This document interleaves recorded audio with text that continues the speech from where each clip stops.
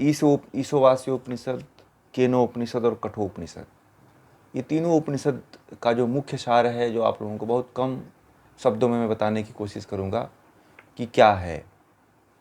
तो इस उपनिषद का मुख्य जो सार है इन तीनों उपनिषदों का, वह है ब्रह्म को जानने की, और किस तरह से ब्रह्म को जान करके आप किस तरह से उसका साक्षात्कार कर सकते हैं।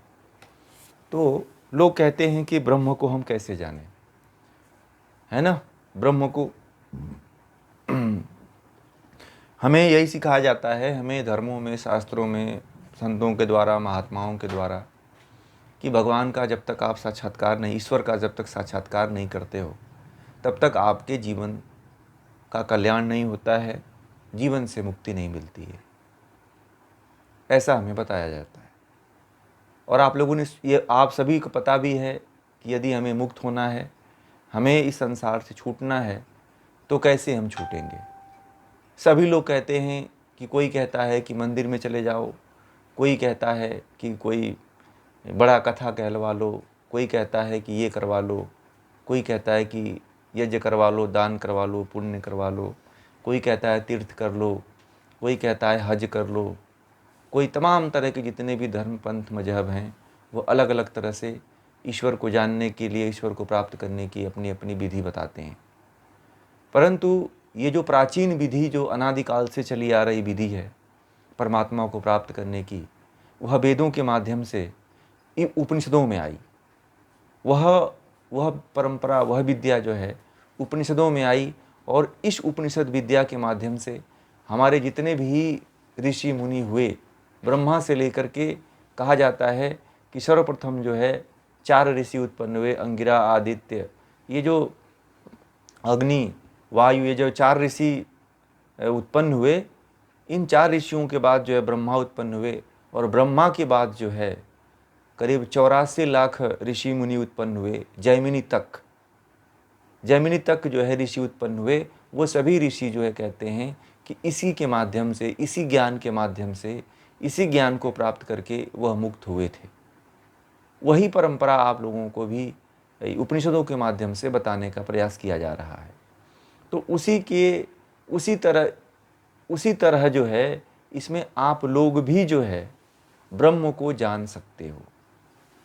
जैसे इसमें बताया गया कि ब्रह्म को सर्व जगत, मतलब जहाँ तक जगत है वहाँ तक ब्रह्म है, जहाँ पे चलायमान जगत है उसी वहाँ तक समझो कि ब्रह्म ही ब्रह्म है, ईशावास्य उपनिषद में है। तो ब्रह्म को कैसे जानोगे, ब्रह्म को कैसे समझोगे।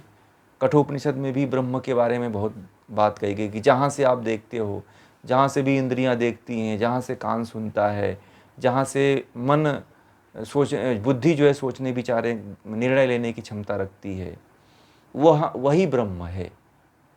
तो इस तरह से ब्रह्म को आप जान करके मुक्त हो सकते हो।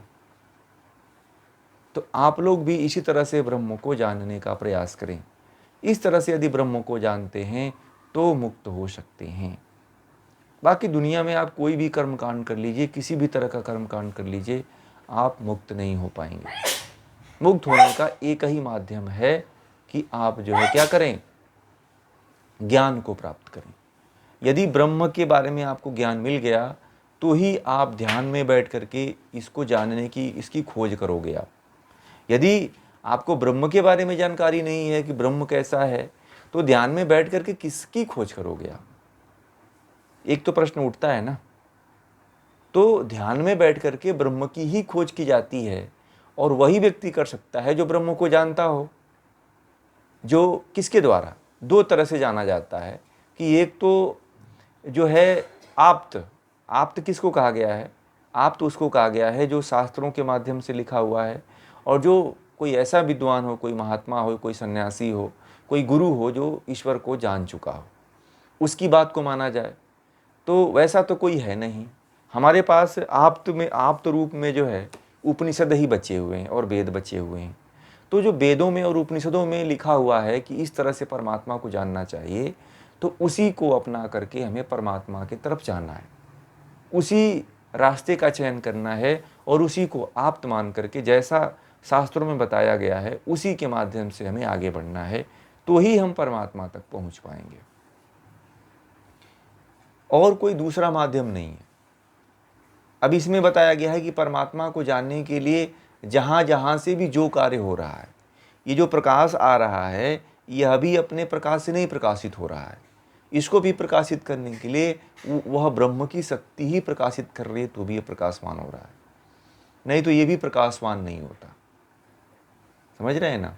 तो इसलिए ब्रह्म भी जो है प्रकाश, ब्रह्म ये जो प्रकाश है, ये जो आपको जो ज्ञान, जो छोटा मोटा आपको जो ज्ञान होता है, वह भी ज्ञान परमात्मा की ही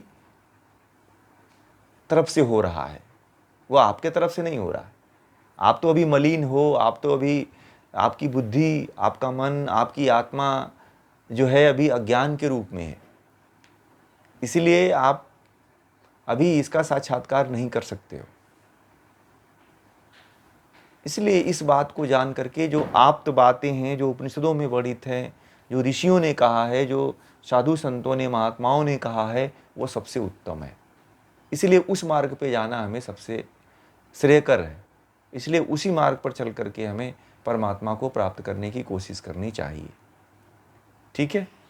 तो इस बात को ध्यान में रखते हुए, इस रहस्य को ध्यान में रखते हुए आप लोग जो है आगे जाने का प्रयास करें, और इसी पे बढ़ कर के, इसी पे चल कर के आप परमात्मा को जान भी सकते हैं।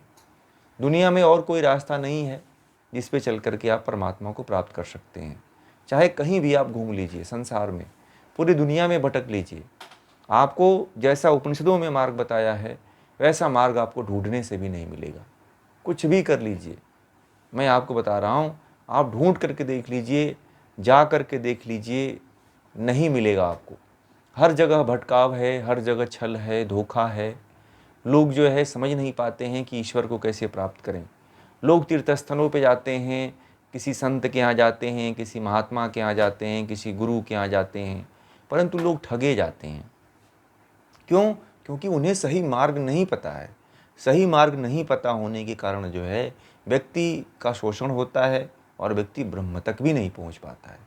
और अंत में वह क्या होता है उसका, कि वह परेशान होकर के, मानसिक रूप से डिप्रेस होकर के, तनावग्रसित होकर के अंत में अपने प्राण लीला को ही समाप्त कर देता है या स्वतः ही हो जाता है। ऐसा देखने को आता है। तो इसलिए जो है आप लोग भी जो है इस सत्य मार्ग पे चल करके, उपनिषदों में जो बताया हुआ मार्ग है उस मार्ग पर चल करके आप लोग जो है ब्रह्म को जान सकते हो। यदि ब्रह्म को जानने में कुछ ज्ञान को, जो उपनिषदों का ज्ञान है वह नहीं समझ में आता है, आप आने वाले भविष्य में यदि आप लोगों को कुछ इसमें से नहीं समझ में आता है, नहीं कुछ जान पाते हैं, तो आप लोग इसके बारे में पूछें। कभी भी आप लोग व्हाट्सएप पे या कहीं मैसेज करके, या हमें ये जो ग्रुप है या ग्रुप में या पर्सनल हमें मैसेज करके आप लोग यदि ब्रह्म को जानने का प्रयास भविष्य में करते हैं, तो आप हमें निधड़क पूछ सकते हैं। कुछ नहीं समझ में आता है कि हमें ये चीज़ नहीं समझ में आती है, हम कैसे ब्रह्म को जानें, तो उसके बारे में भी आप पूछ सकते हैं। मैं इतना आपका मार्गदर्शन जरूर करूँगा कभी भी भविष्य में। इसको मैं आप लोगों को बता देता हूँ कि यदि आप लोग ब्रह्म की तरफ जाना चाहते हो तो उस तरफ मैं आप लोगों का हमेशा मार्गदर्शन करूँगा। यदि कुछ चीज़ें आप लोगों को इसमें नहीं समझ में आती है तो मैं केवल उपनिषदों के ज्ञान को ही समझाने का प्रयास करूँगा, क्योंकि मैं भी ब्रह्म का साक्षात्कार नहीं किया हूँ। ठीक है? इसलिए मैं झूठ नहीं बोलूँगा आप लोगों से कि मैंने ब्रह्म का साक्षात्कार किया हुआ है। ठीक है? जो है वो आप लोगों के सामने है, जो है वो सत्यता वो आप लोगों के सामने है।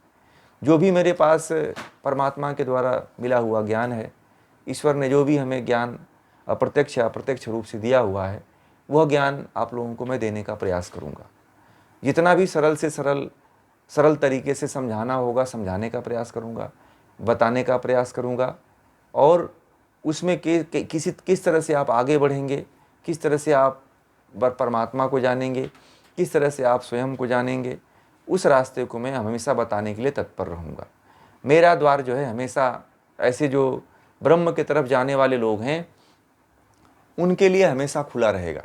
यदि आप लोग भी ब्रह्म की तरफ जाना चाहते हैं ईश्वर की तरफ जाना चाहते हैं तो यह मार्ग हमेशा खुला रहेगा। आप लोग कभी भी मैसेज के द्वारा, फ़ोन के द्वारा आप लोग पूछ सकते हैं और पूछ करके आप लोग इसकी साधना कर सकते हैं। फिर आप लोग बताएं कि हमें क्या फ़ायदा हुआ, क्या नुकसान हुआ, किस तरह से हम जाएं, किस तरह से ईश्वर को प्राप्त करें। तो इस तरह से आप लोग बढ़ सकते हो आगे। तो बस मैं यही कहना चाहता था। आज का जो है बस थोड़ा सा आप लोगों से एक बात करनी थी